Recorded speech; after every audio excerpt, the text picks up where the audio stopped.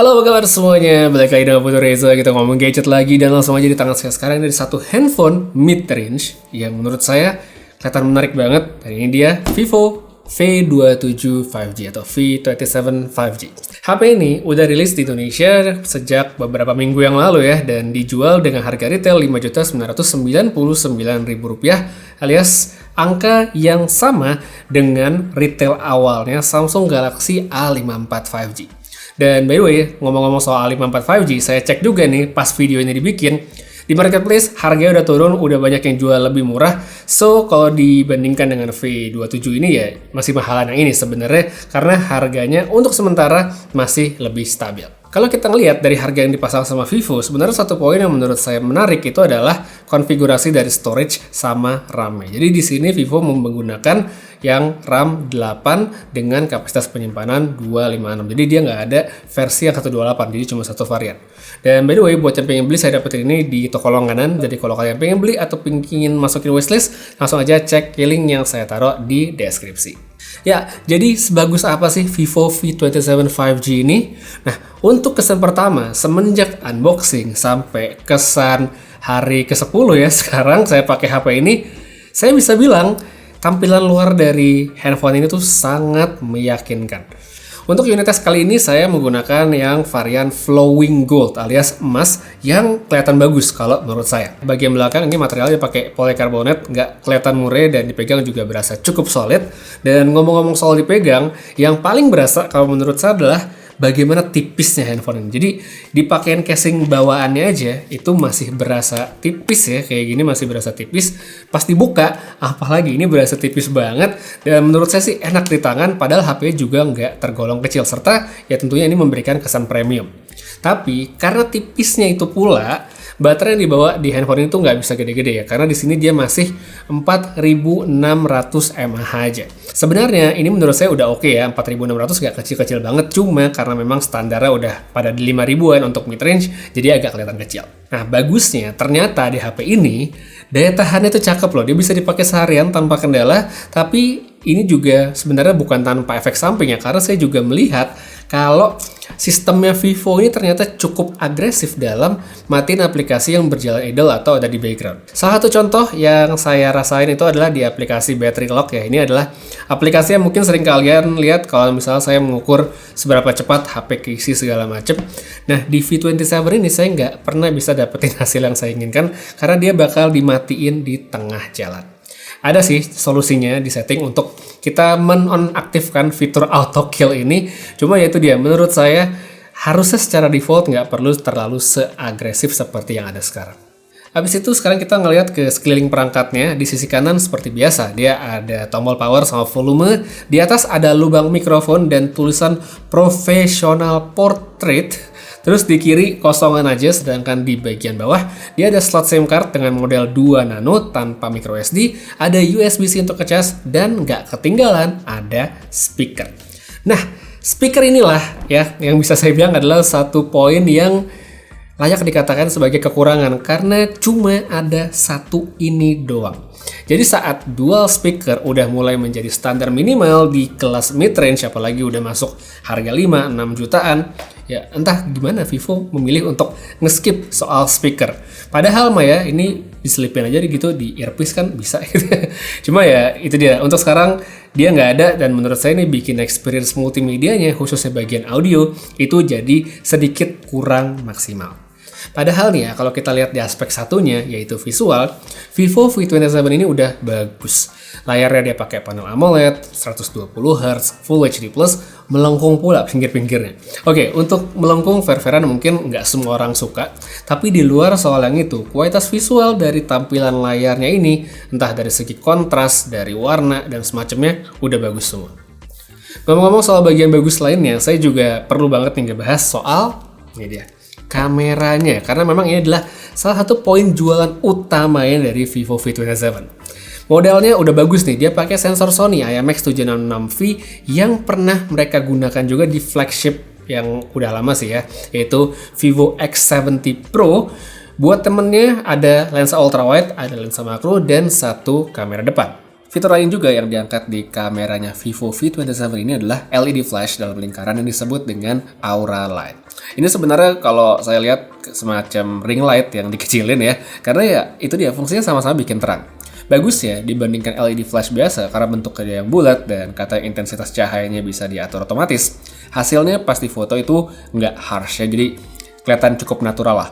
Cuma buat saya penerangan kayak gini tuh juga ada nggak enaknya karena nggak jarang itu bikin silau banget ya, seperti misalnya ngambil foto portrait ya untuk muka, itu menurut saya terlalu silau kadang-kadang. So menurut kalian sendiri gimana, fitur ini oke atau nggak, guna atau nggak, silahkan tulis di bawah. Sekarang langsung aja kita lihat hasil fotonya. Kalau saya bisa bilang ini sebenarnya oke banget untuk sebuah handphone di kelas harganya, karena memang foto-fotonya kelihatan tajam, detailnya juga oke, seperti ini di foto kembang, terus di foto gunpla, dan tentunya foto muka, itu detailnya dapet semua. Dynamic range untuk kamera utamanya juga bagus, warnanya nggak oversaturated. Sedangkan kalau untuk lensa ultra wide, perbedaan kualitasnya menurut saya masih kelihatan banget. Detailnya udah pasti turun, namun untuk dynamic range yang kurang oke, menurut saya lebih disayangkan. Next, kita lanjut ke foto malam atau low light. Ini sih Vivo udah lama ya, kita bisa bilang sebagai salah satu yang paling oke di kelasnya. Fotonya bersih, noise-nya terkontrol, warnanya juga oke, detailnya pun masih dapat. Beberapa emang kelihatan banget sih fotonya tuh proses banget, tapi saya yakin nggak banyak yang keberatan dengan hasil seperti ini. Cuma lagi-lagi ya ini hanya berlaku di kamera utamanya aja, sedangkan untuk lensa ultrawide kualitasnya masih turun dan palingan bisa sedikit ketolong dengan night mode meskipun nggak selalu. Kemudian untuk kamera depan hasilnya juga menurut saya bagus, skin tone-nya dapat dengan baik, detailnya juga ada. Kondisi low light pun juga sebenarnya masih bisa dapat yang tajam selama muka kita ya itu masih dapat cahaya yang cukup. Sedangkan kalau remangnya merata maka hasil akan turun. Menurut saya ini memang ya problem dari handphone di kelas mid-range, dan nggak cuma mid-range sih, semua handphone kalau remangnya merata itu pasti akan sulit sekali. Lanjut kita masuk ke bagian video, resolusi maksimal ada di 4K 30fps. Hasil videonya bagus di kondisi terang, low light-nya pun juga oke. Cuma sedikit catatan buat low light ya, bisa lihat nanti di sampelnya di belakang. Kalau nggak dibawa sambil jalan, kualitasnya cakep ya, kelihatan bersih. Cuma kalau sambil jalan maka akan keganggu sedikit dari efek stabilisasinya. Oke, jadi sekarang kita ngetes kamera belakangnya Vivo V27. Untuk kamera belakangnya di resolusi 4K 30fps ya, seperti ini bisa lihat. Untuk dynamic range ya emang langit ya, walaupun langitnya nggak biru, cuman cukup mewakili sebenarnya. Dan kalau menurut saya ini udah cukup stabil ya, walaupun ini saya pakai yang standard stabilization, jadi nggak yang shaky gimana gitu, sambil jalan masih oke banget. Audio juga bisa didengar sambil saya bicara, nih ada angin-angin dikit, masih oke atau enggak. Dan abisnya saya coba pindahin ke 1080, kita lihat hasilnya. Nah kalau yang ini dia 1080p 30fps, sama-sama standard stabilization. Oke sih ya sebenarnya, tetap stabil, tetap oke. Gambarnya juga masih cakep ya, mungkin salah satu handphone 5 jutaan dengan video terbaik saat ini. Kita bisa lihat mungkin detailnya, saya ambil ke daun. Itu dia. Dan habisnya saya mau nyobain untuk kita pakai yang ultra stabilization. Dan sekarang yang ini terakhir untuk tes pakai yang opsi ultra stabilization, dia di lock di 1080 60fps. Ya stabil sih, cuma kalau saya lihatnya tidak signifikan dibandingkan yang sebelum-sebelumnya, yang entah itu standard stabilization di 4K 30 atau 1080 30. Ya sama-sama stabil, cuman ya nggak signifikan kalau menurut saya. Mungkin ya kalau dibawa lari atau kita lompat-lompat gitu, dia baru lebih stabil. Cuman kalau di luar itu, misalnya kita cuma buat sambil jalan sih, pakai yang biasa pun menurut saya udah cukup banget. Oke, jadi sekarang ini kamera belakangnya Vivo V27. Kalau yang di layar cakep sih. Untuk video malam nih cakep banget warnanya. Ini highlight lampunya dapat semua, cuman ya efek stabilisasinya kelihatan banget. Ya, jadi kalau kita jalan jitter-jitternya tuh masih kelihatan. Dan by the way ini di 4K 30 ya untuk ngerekamnya. Sih juga nggak bisa pindah-pindah lensa, kecuali kita zoom. Ini sampai berapa mentoknya? 10. Mentoknya 10 ya? 10. Nah ya, mentoknya 10. Balikinnya agak PR ya. Sebenarnya repot satu itu sama dia kita bisa pinch. Oh iya betul juga ya. Tangan saya satunya nggak bisa sih nge-pinch. Nah ini dia kayak gini, dan sekarang coba kita ganti ke 1080. Dan sekarang ini yang 1080 30 fps di tempat yang sama. Ya, seperti ini hasilnya. Dan secara kualitas seperti tidak berbeda jauh dengan yang 4K tadi ya, dari segi warna dan segala macamnya. Stabilisasinya juga mirip ya. Efek jitternya masih kelihatan, tapi tetap ini videonya cakep. Nah sekarang bersama dengan mic dari gadget apa? Ini untuk kamera depannya V27, resolusi 4K 30. Seperti tidak ada stabilisasi ya. Goyang banget, dan tadi tempatnya agak gelap, sekarang terang, ada lampu. Bisa dilihat background lampu-lampu. So far sih kelihatan bagus ya, sama kayak kamera belakangnya tadi. Dan habis ini coba kita pindah ke 1080 nya. Oke, sekarang yang ini 1080 30 fps kamera depan.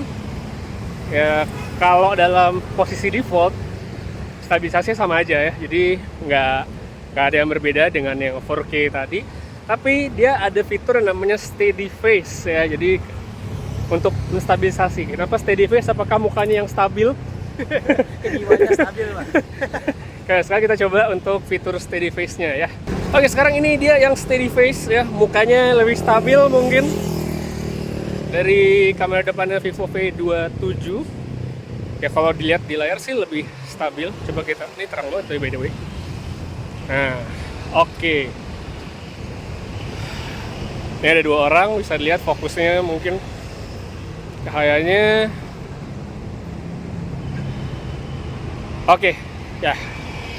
Untuk sebuah handphone yang harganya 5 jutaan, ini kameranya Vivo V27, baik untuk foto sama video.